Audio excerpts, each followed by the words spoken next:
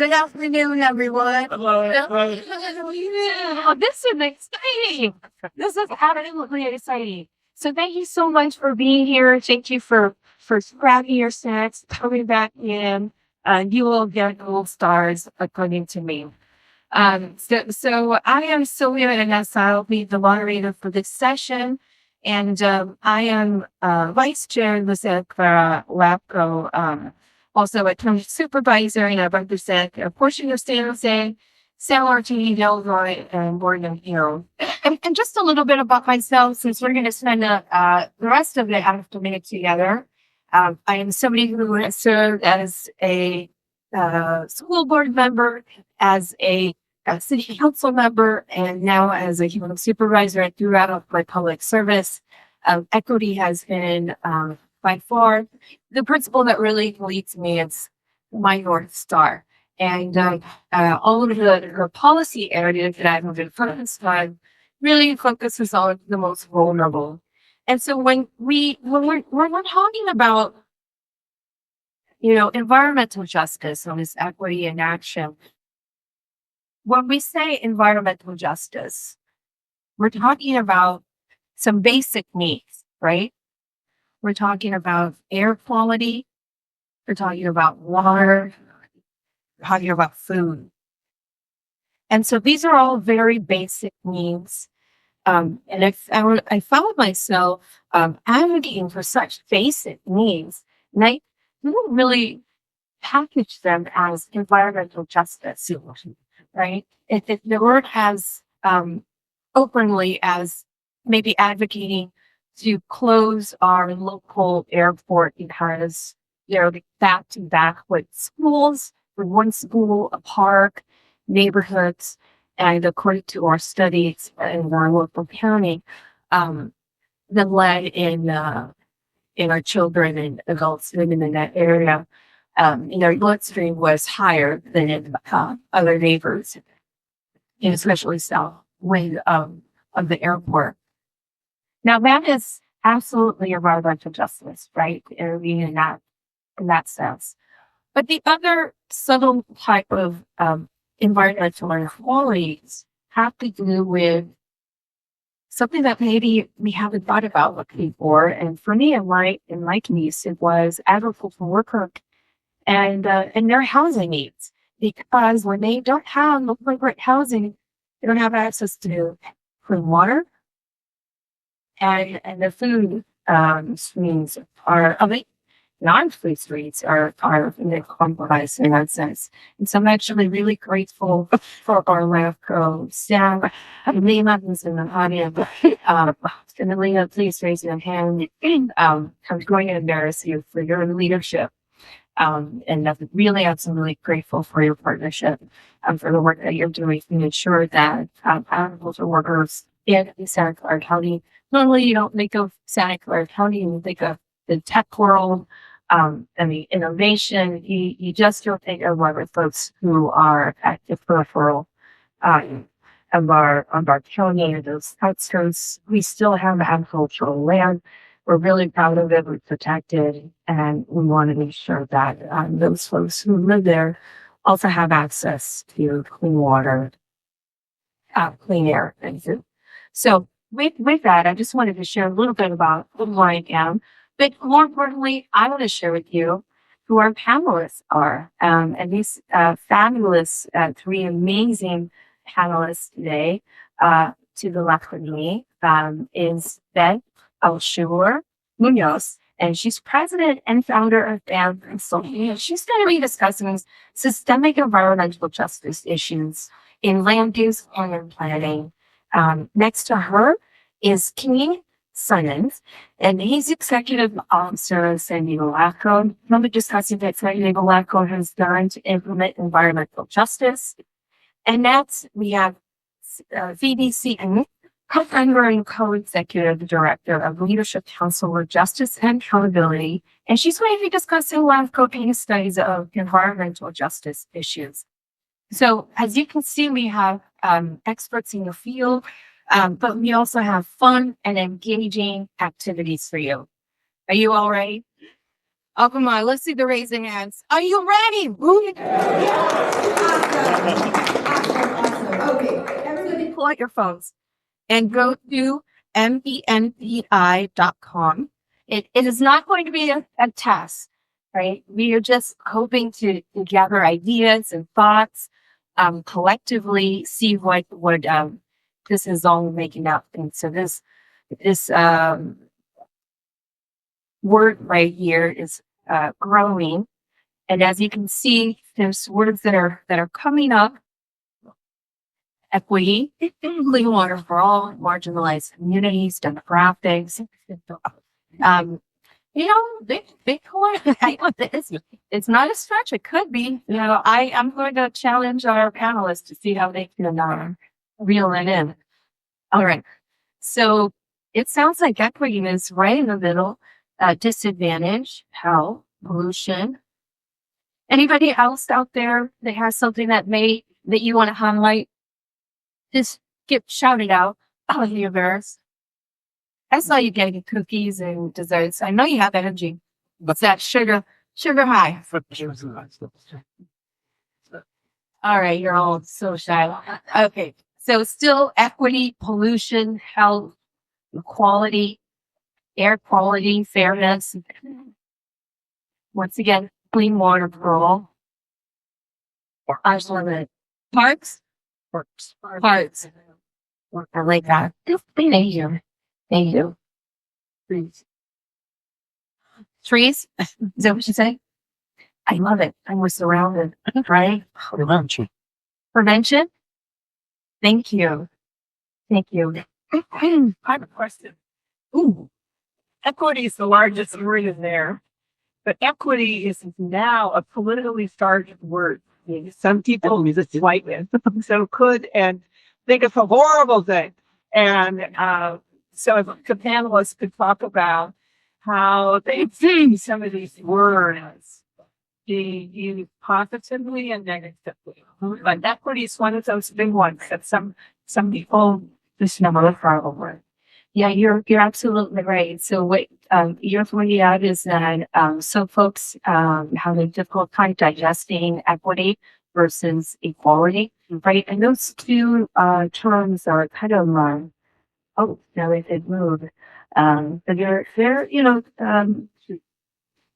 almost are the same. Equity is still winning. But I will ask our panelists to keep that in mind as they move forward through their items. And so thank you so much for participating. I see that folks are still participating in this interactive piece. Journals presentation. Oh, good question. See, I want challenge center social network equity to politically challenge word. Everything becomes politically challenge. When I was young, we started singing "We Shall Overcome." That became political. Yeah. When we talked about Black power, that became political. When we talked about Black Lives Matter, that became political. When we talked about woke, that became political. Anything that threatens the status quo becomes threatening. So to look for words that's going to be acceptable is never going to happen. So we even need to stand for what we believe and fight for it instead of trying to find a word that's going to be acceptable to people who aren't going to accept it anyways. Sir, I would like to invite you to be part of the thank you so much. I'm going to complete this portion of agree with you, but I'm saying that there are others who say that DEI is the worst thing in the world. And I'm just saying, I don't agree with that, but there are those who do. So, and I agree with you, I was just curious because it was the middle word. Right. And it's okay to be curious and it's okay to ask questions. And I love that we're putting this all out here and we're not contesting each other's ideas, but we are going to form a collective understanding about what this all means. And I'm going to rely on our presenters to actually continue with the content on this. So thank you so much for participating. So I think we're doing Q&A at the end, but if Nalima's okay, I'll try and address your question now. So I think for me, I come to this from a public health, I'm an epidemiologist background, and also I do urban planning. So for me, I came to environmental justice because in the work of looking at cities and communities and how they impact our health over and over again, I end up uncovering and working in environmental justice communities. And so often a way to at least start the conversation with people who might be allergic to the word equity is, framing it in like, this is a public health issue. And as government agencies, we have a responsibility to protect the health, safety, and welfare of our community. And, I think data is so important. So trying to have that data to document where you see those health inequities can help start the conversation instead of just like a he said, she said about like things are unfair. Just like, here's the data, like, let's talk about it. Okay, so we're going to jump in. I have a lot of material to cover. I often am asked to do these types of environmental justice trainings over a whole day or multiple days or 2 hours. So this is the very simplified version, but happy to talk with folks later and share my slides and all that. So first, I'm going to take you all on an environmental justice tour, talk about some fundamentals, how we got here, the intersections with the work we all do, and finding thoughts and considerations for LAFCO. And just a disclaimer also, I did not grow up in an environmental justice community. I don't live in an environmental justice community. But for the last 20 plus years, I've worked with a lot of communities all over California that would be considered EJ communities. So I'm kind of sharing through my experience with them what I've learned through them. So this is a photo of like a very extreme but kind of typical image of what you would think of when you see an environmental justice community, some heavy industrial right next to residential homes. Again, you see heavy industrial next to parks and this poor little toddler playing next to that park. Just down the road, this is in Wilmington, California, next to the LA port. You see container storage yards and truck storage yards right in neighborhoods. Like you can see these from people's front backyards. And then these pictures are one's from West Oakland, one's from East Oakland. And they don't look that dramatic compared to the Wilmington photos. When you see the dust coming in and out of these driveways, and that's called track out. And that dust isn't just dirt from a dirt road here in Yosemite. That's toxic dust with particles of toxins from the different industrial businesses here. And that dust flies into people's homes, which are, 1 block away, 2 blocks away from these facilities. This is now closed, but formal homeless encampment in West Oakland under a freeway. It was a really massive homeless encampment. A lot of abandoned cars would end up there. And there were numerous fires that would start there. And this one particular fire was right under a freeway, and cars, if you wouldn't guess, are extremely, extremely toxic when they burn. So this smoke kind of really, you could smell it all over Oakland. And it caused a lot of, health problems. Here again, we're back in Wilmington. This mother is pushing her groceries and her 2 kids home, trying to navigate some really challenging infrastructure issues. So you see kind of an intersection of like food, lack of an automobile to get her food, poor infrastructure, walkability, and then these massive freight trucks driving along residential streets. In Salinas, where I've done a lot of work as well, the Salad Bowl of America, amazing farm worker community there. They're in the fields growing food for all of us, but exposed to a lot of pesticides, unfortunately. And while the state has been doing a lot to improve protections for farm workers, there's still a long way to go. And there's also a lot of challenging housing issues for farm workers and a lot of people all over the state. But in Salinas, we see a lot of converted garages that multiple families will share. And when farm workers are coming home, they often don't have a proper place to decontaminate their bodies and their clothing before walking in, hugging their children. So there's a lot of health problems that we've seen in children based on this contamination in the home. This is, climate change is exacerbating a lot of these environmental issues. And so we've seen more and more extreme weather events. This is in Pajaro, the river flooded. And, you can see this kind of light industrial, all these auto uses here. So if you think about when the water is flooding those places, what's on the ground in these places, where that's getting into our water supply. And when I travel all around California, I am struck over and over again that how are we in 2024 and there's water stores in all of these communities? Like, it just breaks my heart that people on such limited incomes have to buy water. Like, that seems crazy to me, but that happens. Here, not to call you out, Sinclair County, but we have some migrant farm worker housing just outside of Gilroy. And literally across the street from this housing is a wastewater treatment plant, and you can smell it.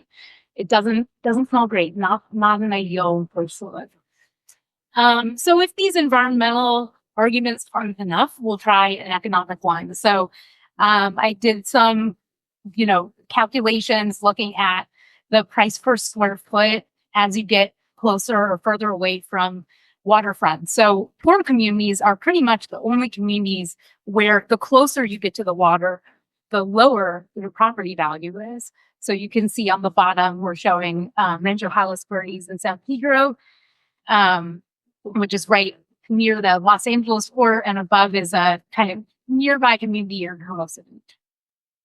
So fundamentals, all these toxins, they find their way to us in water, air, soil, plants, food, animals, and it gets into our body through touching, through ingesting, through breathing. And on top of that, people aren't usually just experiencing one emission from one source. There's usually a cumulative set of stressors on our bodies. So all the different environmental stressors, but then also stress from being poor, from being in an unsafe neighborhood, poor schools, worrying about where you're going to get your food or healthcare. And this makes your body's ability, your physiological ability to fight off those toxins and clear them from your body less effective.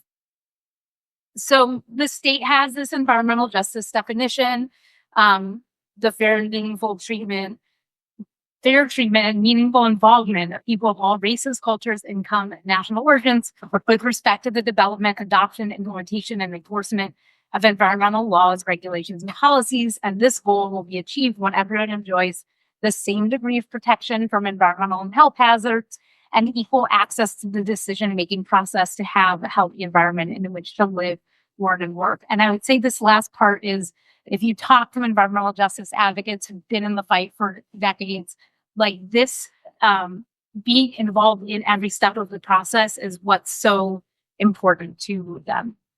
SEHA, a nonprofit in California, they have an alternative definition, which is more broad, just the basic right of people to live, work, go to school, play, pray in a healthy and clean environment. And the main difference here is that the state definition is more about reducing risks, and this other one is about increasing those positive, healthy factors in our community. For LAFCOs, your definition of environmental justice is similar, but it's just more limited, just with respect to the location of your public facilities and provision of public services. And I see people taking photos. I will, these slides are available, so feel free to take photos, but we'll get you the slides too. I know I'm going really fast. So how did we get here? I'm not, there's a long history of environmental justice that's fascinating. I encourage you to all read about it. There's lots of great books and documentaries, but redlining, since a lot of us have planners in the room, is one of the big kind of challenges that set these patterns in place. So even though redlining has been illegal for over 50 years, we still see our pollution levels, our segregation, our income, our infrastructure, parks, kind of model and mirror the redlining maps from the 30s. So beyond redlining, environmental justice has been perpetuated through differential enforcement of laws, reliance on complaint-based enforcement. So the people who are experiencing it are responsible for telling the government to, fix things, exclusion of agricultural and domestic workers from labor protections, and barriers to public engagement. So some of you in the room at this point may be thinking, okay, this is nice, but my county has no BJ issues. I live, in a beautiful forest like this. So you might want to ask yourself, why do some of the neighboring counties to my county host those burdens? And did my county contribute to any of that historically decades ago? I also think it's important to point out, as self-proclaimed data nerd, that the CalEnviroscreen and other similar data tools are aggregating data at the census tract level. And in rural communities, those census tracts are massive. And you might have one small kind of village or community of people living in one part of the census tract who are affluent, and way miles away in another part of, what really could be considered an environmental justice community.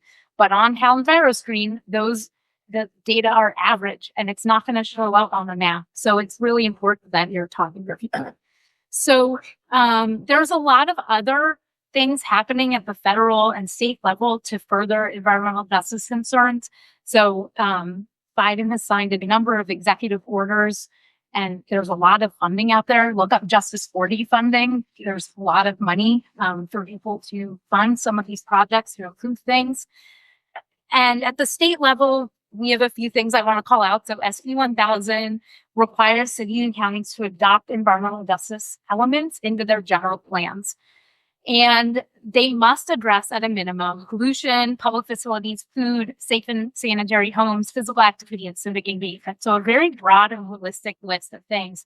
But that public facilities piece is really something that LAFCOs could coordinate with cities and counties on, and I think they could definitely use your help. They're also required to address health risks and prioritize these improvements to disadvantaged communities. And they are required to identify disadvantaged communities. So they have their own kind of methodology and ways a municipality can define disadvantaged communities, which I won't bore you with. AB 617 is a bill that was passed that directed CARB to identify some of the most impacted communities by air pollution and have them work with their local air district and community partners to create a community emissions reduction plan. So communities all over the state, each of the yellow dots there, are working on these plans. Some have adopted them. I've been working with West Oakland for 4 years. We're in our 5th year of implementation now. And it's a very, interesting 11-year program that's happening right now. So maybe your community can get involved with that. Then we have, I think Keen's going to talk about this later, but your disadvantaged unincorporated communities is yet again another way of defining, disadvantaged communities within. So there's some overlap between all of them, some differences, but I think this is an interesting place for LAFCOs and, maybe at the state level to be thinking about how to kind of align these efforts. So engagement, I know that's not a common charge of LAFCOs. You're not putting on big community workshops normally like a planning department, but you are really addressing like Supervisor Reynes was talking about, what are those basic human needs that are not being met in our community? And maybe it would be helpful to talk to people, even if it's in a more casual way, to figure out what's important to people, what's going to lower their stress levels.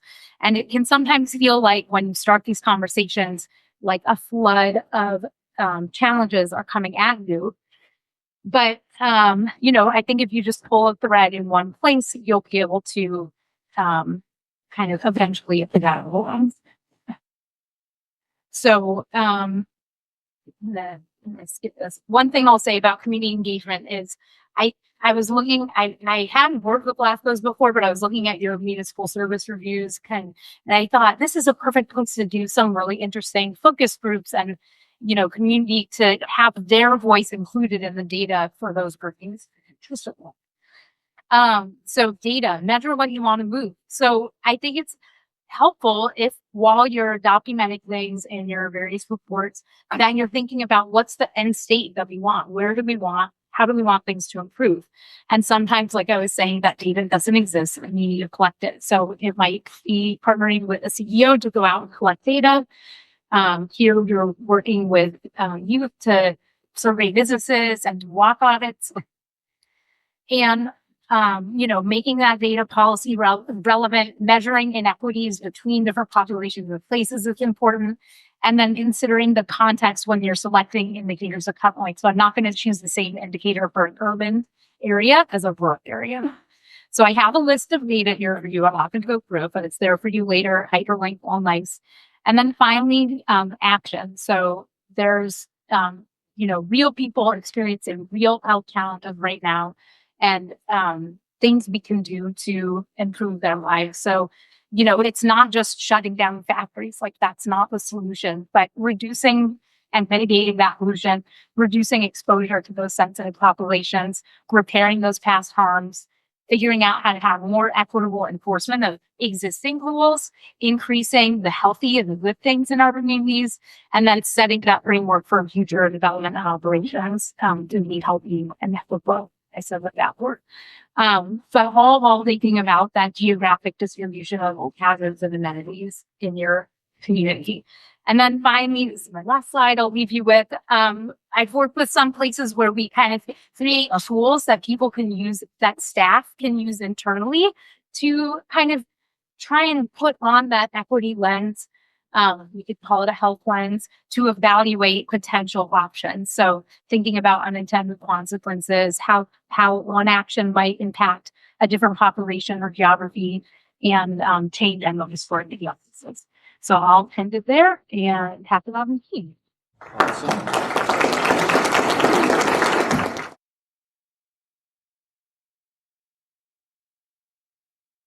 That is the work of a company named Blue Star Recycling, which claimed that it had a plan to recycle roofing shingles into asphalt. So it started dumping a literal mountain of them into a lot right next to homes in a largely black and Latino neighborhood. Look at it. Shingle Mountain. Wow. That's 100,000 tons of shingles. 100,000 Yes. tons of shingles? Exactly. Wow. It kind of smells like just rubber, like raw rubber. It does. It smells like burnt pavement. Not a violation. Excuse me. Bless you. Bless you. I think I better feel like keep all driving this back dust. here. Yes, that's what we're Yeah, you doing. can feel it going up your Yeah. nose. Mm-hmm. Yeah, you can just extra feel it. On the mountain. Excuse me. Bless you. Okay, look, sneezing in response to 100,000 tons of fiberglass waste is fine a couple of times, but there is a point when you're just interrupting people and it is rude. Still, you cannot deny it is impressive that it took all of 5 seconds for that mountain to turn Soledad O'Brien into a woman at the beginning of an allergy commercial when she's still in black and white. And Blue Star's owner, Chris Ganter, did not seem that concerned about the mess that he made, because watch what happened when O'Brien managed to stop sneezing for long enough to call him. So let me ask you a question. When you think of the people who live there on Shingle Mountain, like, what would you say to them? Because, it's pretty gross. It The whole smells. neighborhood around there is gross. I mean, everything around there is an industrial area. I didn't really go down there very often because I didn't like being down in that part of town. But do you think the people there, do you feel sorry for them? Do you feel like, hey, listen, that's where they live, they get what they get? I mean, everybody knew what the zoning of the area was when they bought. I mean, it's kind of like, I don't know, buying right next to the nuclear place and then complaining later about it. It's an industrial area, and every city has to have an industrial area. Just the way it is. Part of me almost appreciates that level of unapologetic shittiness. No efforts to spin or dodge it, just flat out saying, yeah, it's an icky part of town full of gross paws who deserve to live in filth. Did you get all of that for your news report?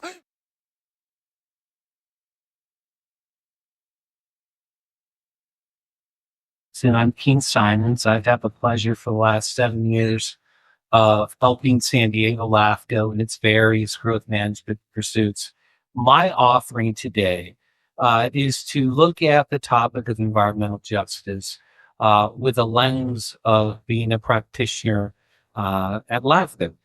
And perhaps unlike Sylvia and others in this room, but perhaps like many in this room, my internal North Star did not lead me to environmental justice.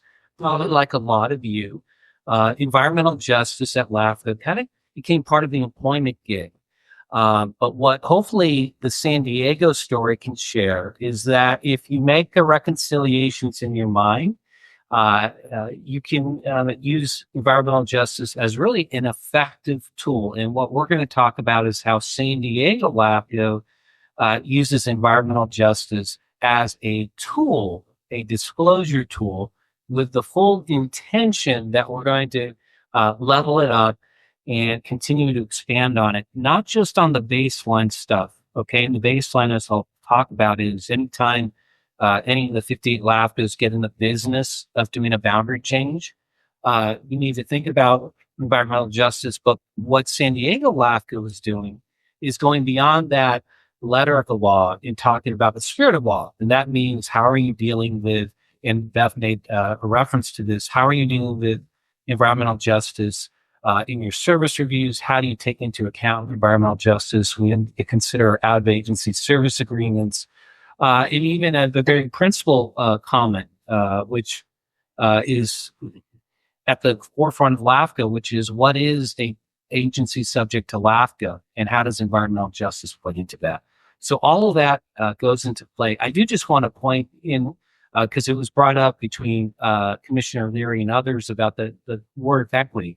I could offer up that one of the reasons my North Star had some apprehension about environmental justice as an executive officer is that word justice in of itself almost has a predetermined connotation, right? And for those of us at LAFCO, especially the staff, we've been drilled into our minds that we're to be kind of agnostic and take up boundary changes as you go along and consider local conditions as they come up. And so I would certainly share the thought that coming to terms and reconciling what is environmental justice to a LAFCO perhaps is more about municipal fairness.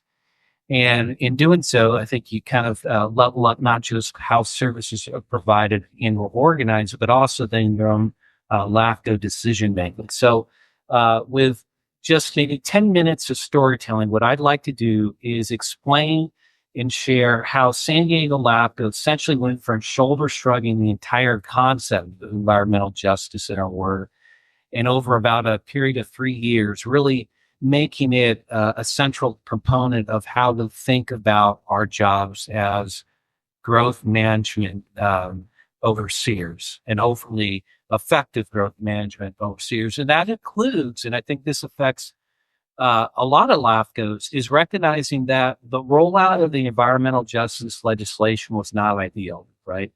And it created some challenges for a LAFCO, especially the smaller LAFCOs who don't have a whole lot of resources, tackling what is a rather meaty topic.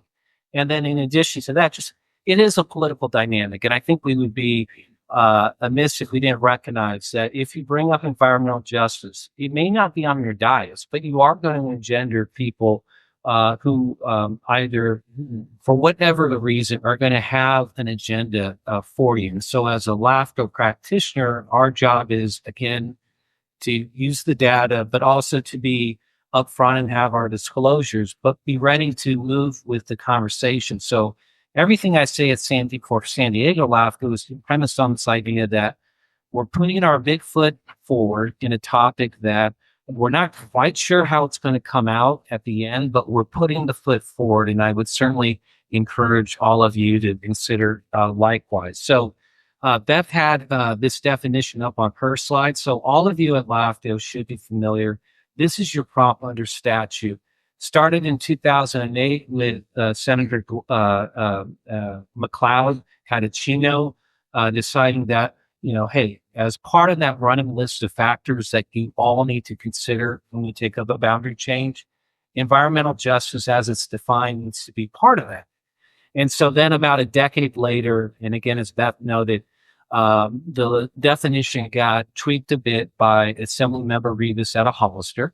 Yes, that Assemblymember out of Hollister, Assemblymember out of Hollister, to expand the idea that, it's not good enough, LAFCO, that you just consider whether a boundary change before you is promoting in some meaningful way environmental justice, but then you have to go a step further and consider whether that boundary change has a potential impact in terms of generating a pollutant that is particularly a threat to susceptible communities. So again, the legislation has seen fit to put us in this arena.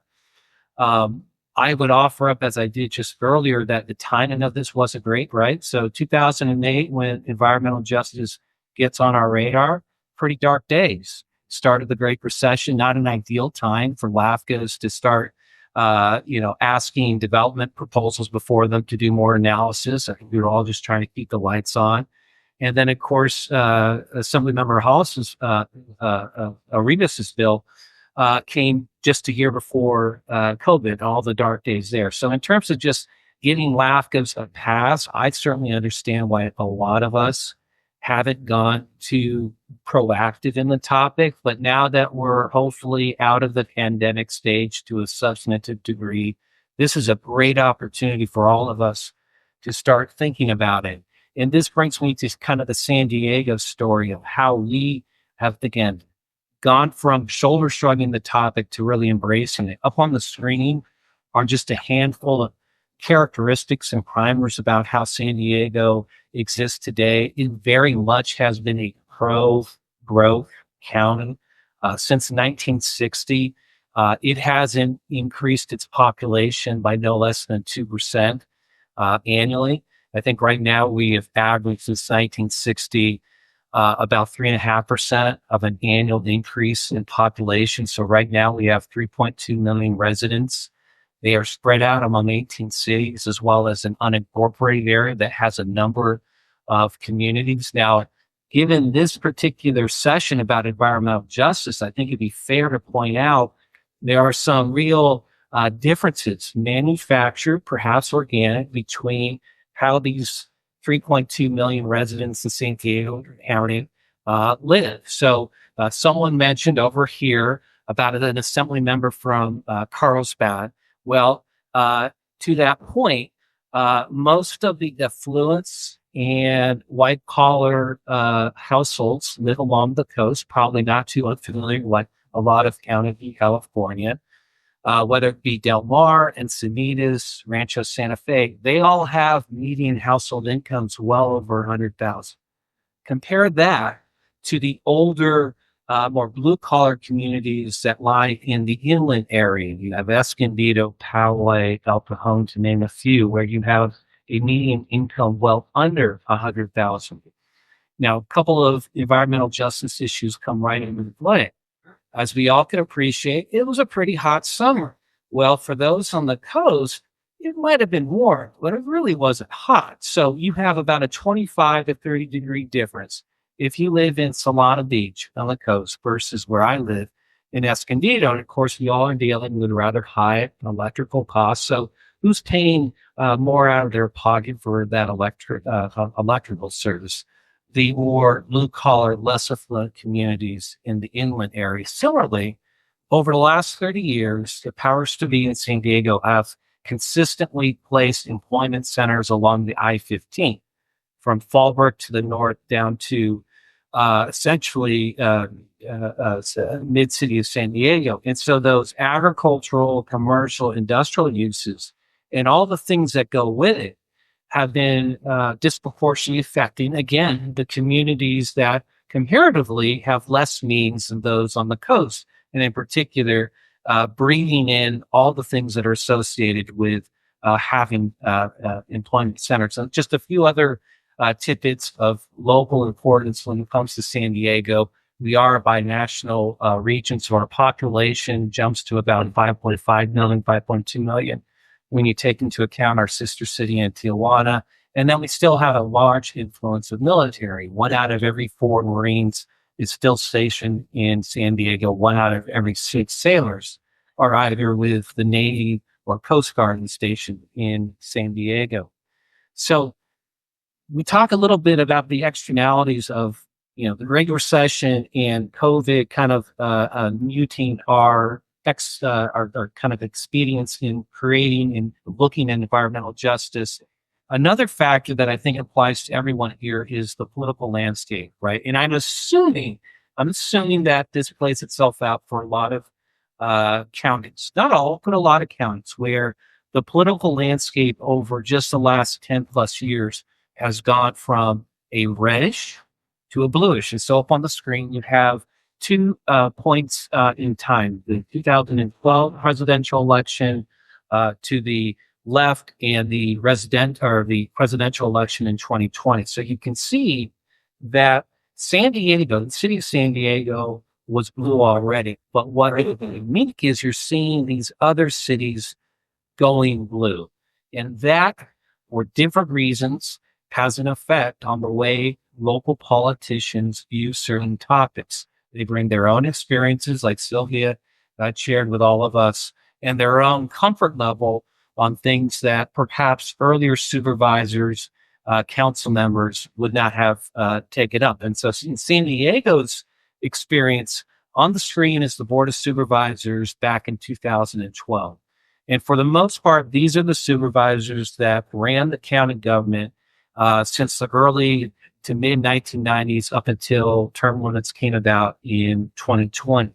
All Republican, and among other things, as the county board of supervisors go, probably all of you can relate to this to a degree, so does local government, whether you be your special districts, your city councils, and the appointments they make, like LAFCO. And I could assure you, having been interviewed by this group of supervisors, no one brought up environmental justice. Now, let's go forward into current day. Here is the change to the county board of supervisors. You now have a majority of Democrats on the board of supervisors, and even the two Republicans, I would offer up, are far more centrist than what might be portrayed in elsewhere in the county. And this has real political movement at LAFCO and probably other governmental agencies. Again, you're bringing in a group of post-baby boomers who have their own experiences and have their own advocacy. And so for San Diego LAFCO, we had our own change agent. And I would encourage any of you commissioners in this audience to consider whether you should be your change agent, because again, it only helps LAFCO in making good decisions if you're embracing environmental justice, because the legislature is not going to back down from this, right? It is what it is. This is a topic for all of us. So what did our one change agent in Supervisor Nora Vargas bring to our attention? Well, first and foremost, at one of her first meetings in 2022, she called out staff and she called out commission, said, you are barely giving any service to the concept of environmental justice. And she was right. So many of you do this today. And I was checking my phone just to make sure I wasn't off base. For those LAFCOs who actually do explicitly bring up environmental justice in your gender reports when you deal with the jurisdictional change, many of you, like we did up until 2022, just simply had a somewhat of a throwaway statement, meaning there's no information to suggest this proposal will or will not promote environmental justice. Most of you, if you are dealing with environmental justice, that's what you're doing today. I can't blame you, because up until a few years ago, that's what we were doing. What the policy we have in play today has two key directives. One is an overall policy statement that says San Diego LAFCO recognizes and addresses that there has been a disproportionate effect, negative effect of jurisdictional changes and all the municipal services that go with it on marginalized communities. Now, we use that line marginalized purposely because it's vague, in keeping up with LAFCO's tenet that we not get too caught up in definitions. We use the term marginalized community to give LAFCO staff and the commission the ability to look at disadvantaged unincorporated communities or other areas like farmers in the Fallbrook Rainbow area. If they bring us a controversial project, to be able to reconcile the two, identify special emphasis to perhaps go for the proposals that we would otherwise would be hesitant to go forward with. And for the commissioners here, don't forget the political value of giving your staff a very broad policy statement, because your staff is going to be called to the mat one day by an angry city manager, a county supervisor, special district member, and say, why are you poking this bear? Why are you asking us questions about a form of equity, however that may play out? If you have a general policy, your staff can then say, it's not LAFCO staff who's being an advocate, because that's oftentimes the criticism that we're somehow advocating for some type of social result. But we're doing the commission's bidding. They want to understand why conditions are what they are and what you're doing to address it. So again, an important general policy statement. And then specifically, the commission said, we're going to go beyond the letter of the law. And again, the letter of the law is that all LAFCOs right now have to do is consider environmental justice when you do a boundary change.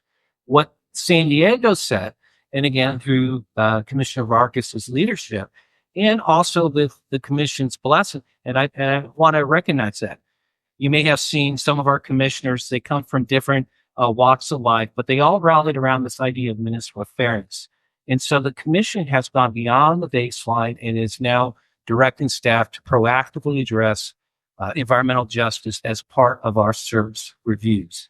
And the idea is, if we're proactive in the service reviews, we have a baseline amount of information in disclosure form that allows us to go deeper in any particular boundary changes out of agency service agreements or the like, that we would not have had that baseline criteria otherwise. So it's setting us up for success in terms of disclosing. And again, just emphasizing, we're not looking at this point to remedy wrongs. What we're doing is simply recognizing if they're wrongs and getting it to the commission to take that information as they see fit.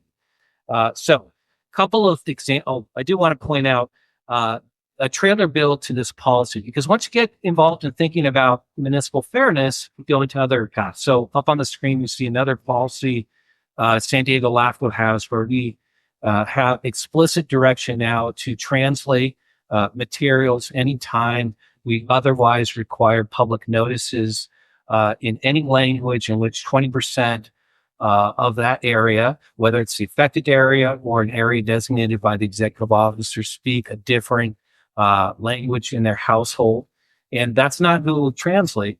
We now have a related budget policy where we are budgeting monies for a certified translation expert to come in and help us with that process. And related, we now have budgeted resources. So if you come to a LAFCO meeting, you give us 24-hour notice, we will accommodate your speaking and or otherwise communicated needs. So let me just go over a big picture about how we are implementing this policy. And I'm going to use an example of our recent service review on the Oceanside region, which was done by Michaela Peters in the audience, as well as Carol Darrow-Neiman before she took a bag and ran for the money of the consultant. And here you can see how we organize the information in disclosure format. And we rely on other verified information. In particular, we're focusing in on the EPA, the CalEvo website, which is easily translatable to probably every county and every census district for census tracking in California. And all we're doing is we're just syncing up where those communities are, jurisdictional boundaries at a minimum, and then in special study areas with respect to all of the pollutants, effects of pollutants and susceptible communities that the EPA is tracking. And then for our own purpose, if any of those percentile rankings relative to the state exceed 50 or have 50, well, then we flag it in the MSR. And then if any of those go past 66, by administrative practice, we flag that as being significant. And that then has teeth to it should we have a boundary change that comes forward to us. And then very quickly, further to the right, we also make use of each local jurisdiction's climate action plans, where we are disclosing to the commission, right? All this information is already available, but it's not in the LAFCO warehouse, if you will. So we're then taking what is the local agency's most recent count of the gold standard of pollution, greenhouse gas emissions on a metric ton, and then what is that on a per capita? And so again, we're not saying good or bad, but what we're saying is here's the number and here's how we're going to track that over time, and presumably through other MSRs, see how those numbers are changing. So let's say though, we go forward and we come to the determination section, and we have a particular special study area in mind that we want to deal with. Well, here we're calling out overall the levels of pollutants and or susceptible communities within the Oceanside region in determination format. But then we're going a step further. So we know we have a proposal perhaps working for Oceanside. And then you can see you call out the rather significant levels of environmental pollutants or susceptible communities that go into this. So my guess is, should this community and or city come forward with a proposal involving this particular area, we will have already set the stage to go further and dive into the topic much more with an actual boundary change. But we're going into it knowing there's a concern. Again, we're not remedying an answer, but we are at least acknowledging something is being provided and or being taking effect in this community that is not equal and or in the level of municipal fairness to the rest of the state or rest of San Diego County Commission. This needs to be part of your decision making. So there are other aspects of how LAFCO looks into this. I hopefully will be able to cover that into our questions and answers. But again, thank you so much for your attention. And I'm going to turn this over now to Phoebe.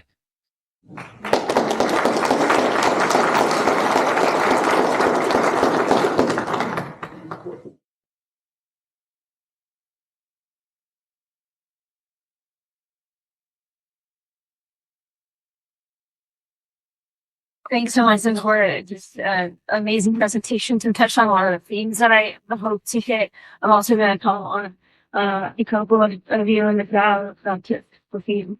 Definitely in the left corner of Pamela, my memory is a little bit foggy from some of our tasks, work together in the mass advocacy.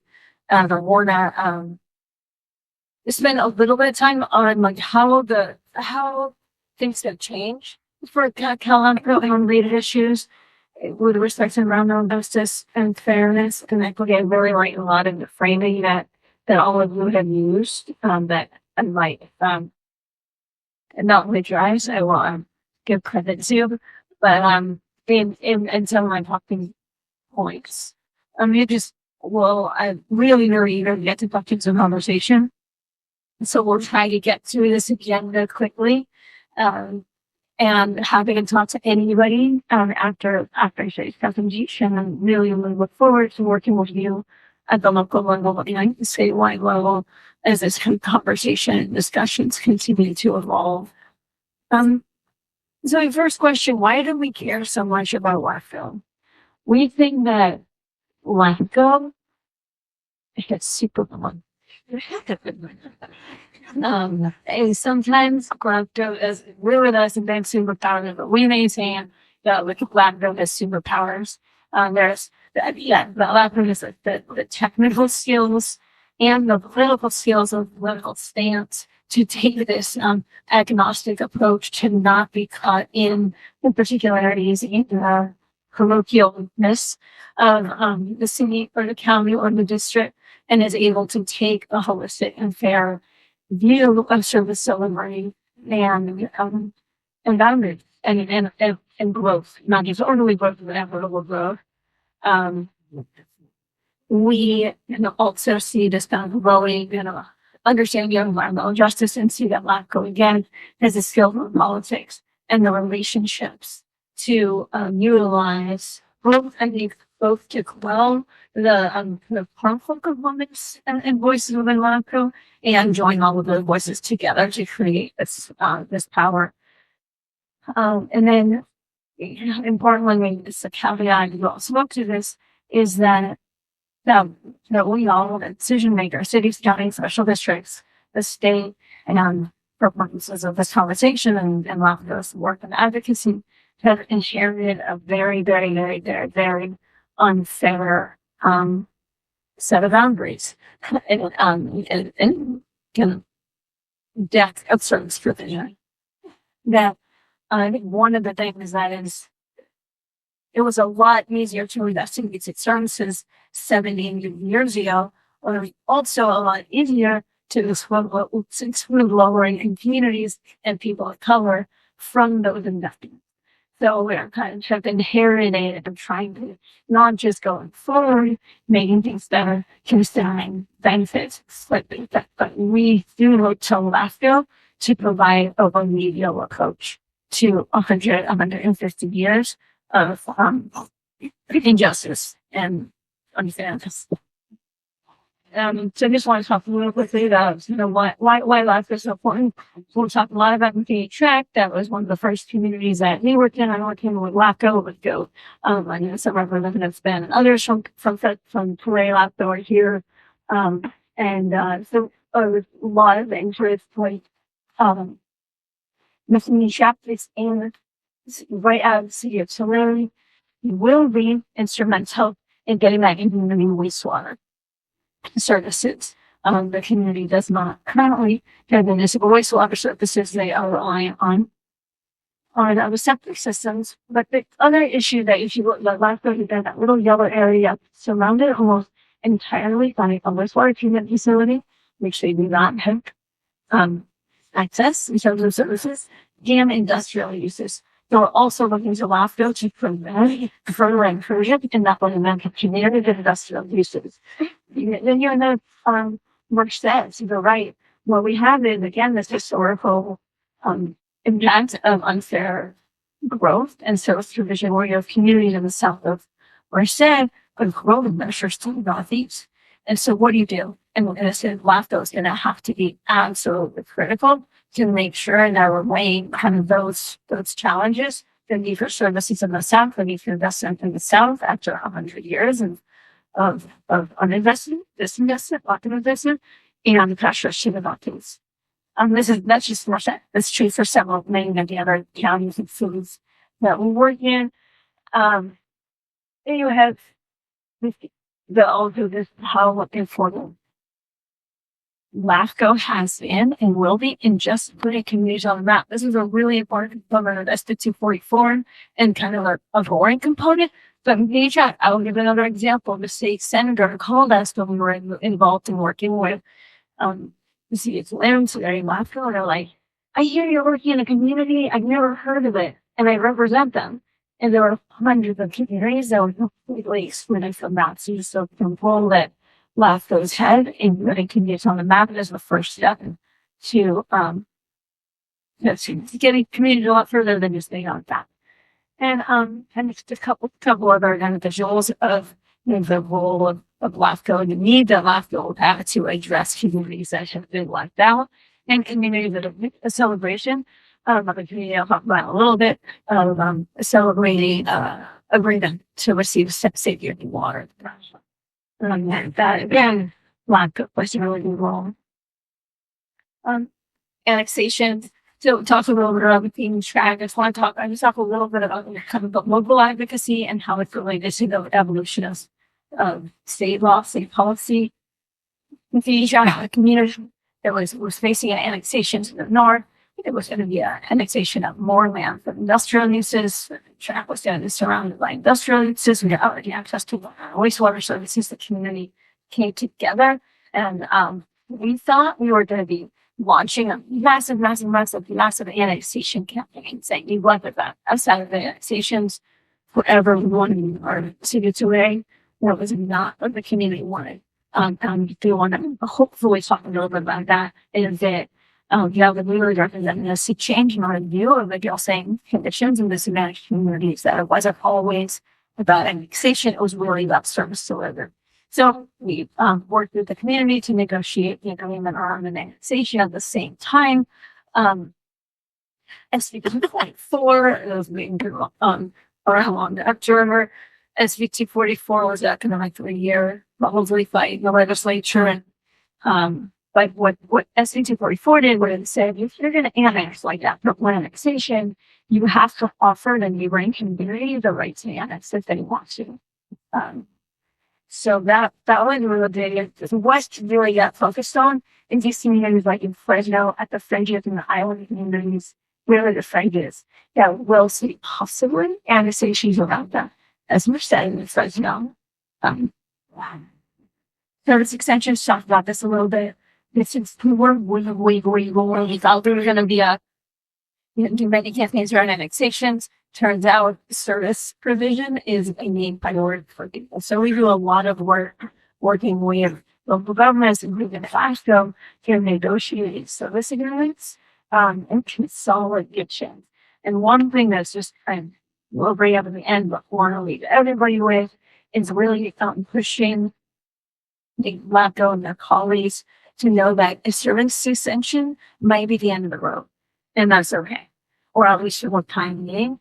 And then even though I think kind of that a lot of us thought, well, the end of the road should be annexation, should be kind of this more orderly governance, that if the community that is fighting for a lot of wastewater, if that's what they want, that's okay. And so there's quite a bit of legal evolution in the law around consolidation and service extension. There's SB 88. Several laws that have extended the role and the authority of the state to require water and wastewater providers to extend services to communities without adequate water, adequate wastewater. And that's just been incredibly powerful in getting water and wastewater services to folks. And just would like love to see kind of more in collaboration with LAFCO to make that happen. And one of the things I'd love to do is work with all of you to put LAFCO more in the driver's seat of pushing forward those consolidation, annexation, service extensions, because again, LAFCO is a superpower and it has this really strong view and vision of what services are needed and who's in the best position to provide those services. LAFCO is so important in so many ways. Ways that I didn't know. So much of what we do with these communities being left out of municipal boundaries and municipal services. It turns out that a lot of people we work with, a lot of communities we work with, are mapped into irrigation districts and don't want to be. They're not receiving services from the irrigation district. And so one of the things that we do some work on is detachment. So we're trying to get into wastewater districts and out of irrigation districts. And then because it's just, this is a picture of Tenaya. I think I wanted to keep it for there. That's been counting. Tenaya is the example of a community that it's just famous. It was left without government, larger government support for decades and decades and decades. What you see is a map that's a little hard to see, but there, started providing services outside its governance boundary. And so now we have a district that provides basically unauthorized services, but it's authorized by those people to vote. And it would be really, really wonderful to LAFCO to step in and at least expand the boundaries so that people could vote for their representatives. And Tenaya is probably not alone. Oops. Just as soon though, I must have been. I was not drunk. So,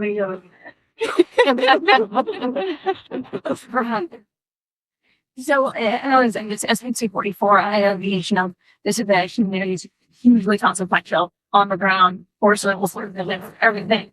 That's so ordained to see in state law, which is super, super extra cool. Governmental funding programs are highlighting disadvantaged unincorporated communities as priority communities for investment. We know that money is a big deal. We know that the fundamental issue is not just government, not just interesting years and years of justice, but also money. And so you want to work a lot with you all to make sure that we're bringing in money to the communities that do it. And finally, so much, you've done so much. A lot of people have done so much. Communities have done so much. And there's so much to do. There's one to get a couple points before I had done yet. And then 2 points. There's just the maps that you see here. You've seen them before. The big map, that is a map representing all of the disadvantaged unincorporated communities that don't have access to water. So it's a little bit outdated. So hopefully there are a fewer circles now than several years ago, but there are still many places that don't have safe drinking water. And you have Coachella. which is an enormous amount of time density, and it has a huge serious influence. And I think that many events that incorporate communities outside the city of Coachella, but it has very large water districts. Possibly WC. Which is a totally different situation that we see in the South Valley, almost the opposite. And then we talked about Merced. So one of the things is SB 244 was somewhat revolutionary in some sense. It has to offer annexation. It's such a nearby community is going to be annexed. What at least we see in the South Valley and the Coachella Valley is you're not seeing annexations and growth near existing unincorporated disadvantaged communities. So is there an avenue to expand now SB 244 and say, all right, if there's going to be an expansion and annexation, let's also talk about what disadvantaged unincorporated communities within the sphere, adjacent to the sphere, even if they're not adjacent to that annexation, should be offered annexation. Similarly, let's say the same for service provision. And maybe South Merced doesn't want to be annexed into the city for a variety of reasons. Maybe you should look at if there's going to be road, if there's going to be annexations, ensuring that there's service provision first to the communities that have been around for 100 years to supporting the communities and the economy before we extend services to new areas. And then also I mentioned this earlier, does the LAFCO have a role as the driver of the service provision of annexation of putting petitions forward with, of course, protections to ensure community engagement and involvement? That won't happen because development is not going to put forward an application. The state's not going to follow that application, etc.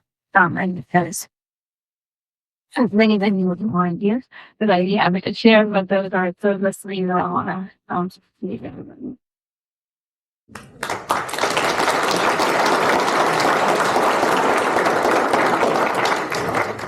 Wonderful. So we started with Beth, and she really painted a picture in terms of what environmental injustices look like, right? I mean, literally, she showed us what it looks like. She also talked about how to reduce risk, how to increase all the factors. We heard from soul, and we heard about the evolution of the advancement of environmental justice in San Diego, and so what that looked like. And then, of course, Phoebe, I feel like you should get T-shirts, Phoebe, with LAFCO football. Yeah. Who's with me on the and then there's a LAFCO role, right? And then it gives some really important ideas at the very end. And with that in mind, I'd like for us to do this last activity because what we want you to do is start thinking about how to take all of this information so that you can take back ideas on how to really incorporate it into your own roles. So what's one action that you can take to promote environmental justice if you haven't conscientiously thought about it, or if it was in the back of your mind, or maybe you have and you've learned something new today? What is it going to look like? Wonderful. You guys are so ahead of me. So you then go to menti.com, use this code 1642-6728, and we're going to speak up. We're going to incorporate an EJ policy. We're going to continue the conversation, implement analysis of environmental justice in boundary change reports. Oh, now you want to make T-shirts. I love it. I think we have a plug now going. Adult clear policy. And begin looking at, is that location? Location, I think that's finished. But these are all ideas in terms of how you can do this back to your respective LAFCO. I really appreciate your attention and your investment in this session. And I want to leave you with this. Cornell West say that justice is what love looks like in public. And I'm really inspired by it. There was a wonderful judge in our at Santa Clara County, Judge Erica Yu, just exemplifies love. And Pendulous next to me exemplify love for environmental justice, and I just like to appreciate them for that.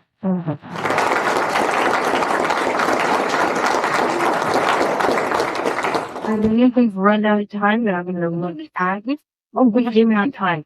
Okay, I was trying to be very respectful of everybody's time. It looks like we do have time for questions, so let me roll back. Wow, there's the voice. Can I just talk really, really loud? You got the voice. Yes. This really isn't a question, it's just a comment because this is a trigger for me. Every time I hear the phrase disadvantaged communities, we're from Imperial County, so you want to welcome to our world in terms of disadvantaged communities. I know it's embedded in legislation, but if we could say disadvantaged communities is embedded in legislation, but we are communities of opportunity because words matter and to be and labels matter. And for our folks to be labeled as living in disadvantaged communities that make it even harder for us to attract industries, developers, workforce engines, you're doing us a disservice by continuing to use that phrase. So if we can switch that, I'd really appreciate it. Can I respond quickly? I agree with you, and the legislations, for all these various efforts say disadvantaged community, but most of the communities I work with do call it something else. So you're, right on the money, and health priority communities, EJ priority communities, I've heard in other places, communities of concern, communities of opportunity. So you do not have to call ducks. You can call, them other things, but just follow. But yeah, the language means something. Was there another engraving font here? Oh, and then back there. Well, that's interesting from the one to one. This morning at the LAFCO 101 session, it was very clear to us that, at least my understanding is, that land use decisions from that broadway to LAFCO, they're decided by counties and cities. So it's a little bit confusing to me to say that, what's the role then? The zoning, cities have the responsibility for zoning. We have no control over all of the zoning. So how is LAFCO then going to take the role of telling these other agencies or even the county and the cities their responsibility to make sure that living with environmental justice? So I'll and that's a good question, Catherine. And it goes to somewhat of a juggling act. Like judges don't make laws, but they interpret and determine their appropriateness. LAFCOs don't make land use decisions, but they do determine the appropriateness. So it's just it's a way of looking at the same picture, albeit with LAFCO's lens being on the concept of regional connectivity, efficiency, and perhaps again for this session, the concept of municipal fairness. But it's an important distinction to keep in mind. Yes. Wonderful. We have a question back there, and then we'll have that one already. There's nothing. Okay, I don't have a question for comment. I'm going to voice of comment as an EJ community resident, but I've worked at Sacramento Lab for about 8 years. I was raised in the EJ community, and I choose to raise my family in the EJ community. So when we talk about these topics, I will have that separation of work and live. It's all the same thing. By trade, I am a planner, and so working in the planning industry, I saw a lot of what I heard what the presentations were. It's hard to really adopt and take on EJ and implement it successfully because it's hard to care. And I think that's the problem, is that if you don't, the same way we outsource, like if you don't know trees, right, you'll get artists. If you don't know, you'll get archaeologists, right? If you don't know how to dig up bones.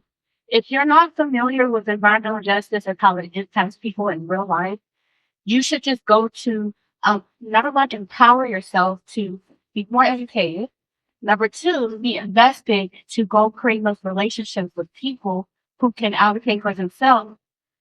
But the big thing is that most people in EJ communities by nature, like I think the question about what can a LAFCO do is you can provide more exposure within your LAFCO and create civic engagement because most people in EJ communities do not have the knowledge because they're going through all those stuff and look at the pictures, going work and having healthcare issues, all that stuff. It takes up time and space, right? So you don't necessarily have time to go to a 6 p.m. meeting to sit and vote to talk about a policy that's going to get adopted in 5 years. That's not how people in those communities necessarily operate. So with this being our job, what you should do is something that our Sacramento LAFCO has done a little bit more, which is more education and outreach, which provides more opportunities for people who work in these spaces to know more about EJ as they go and empower instead of putting the onus on the people who live there that might not have the education.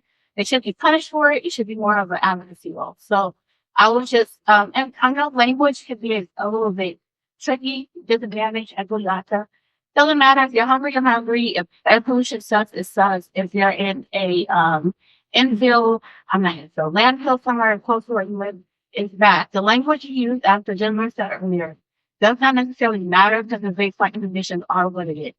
And trying to put all the focus on trying to get it pretty, it's not pretty. And also it's not going to be fixed by government. So a lot of it is mental and dare I say spiritual. So when you come from a government perspective, you're always going to find the attack because they're going to be like, you're the problem. And I know that because I work in government. And but because I live there, I understand what comes up when you start talking about EJ, everything comes out. Like my son has asthma and I don't have something food and my grandma doesn't have love. So you kind of become a target. So all that being said is if you're not prepared and if you don't understand the weight that EJ can't take up in certain these phases, there's nothing wrong with going to an expert or someone who's skilled in that talking point, and they can come in and do a source, whether it's a resident that might not have a degree and all the fancy titles that have the lived experience, or it could also be someone who does have a degree in title and is educated in the world and could provide that talking point. So I make sure when I do go out to like into these spaces, to make sure that I use my opinion voice, because I do live in EJ communities by choice. And I grew up there and I like where I live. I like walking around the neighborhood. I kind of like liquor stores. I'm sorry. I like I just liquor, but it's like, take $1 and so I take my kids, like, go get me some candy. Like, if you don't have nothing to do, you can go tip right to my, it's like, to me, it's a part of engaging with your neighbors at the corner store. I like, what is going on?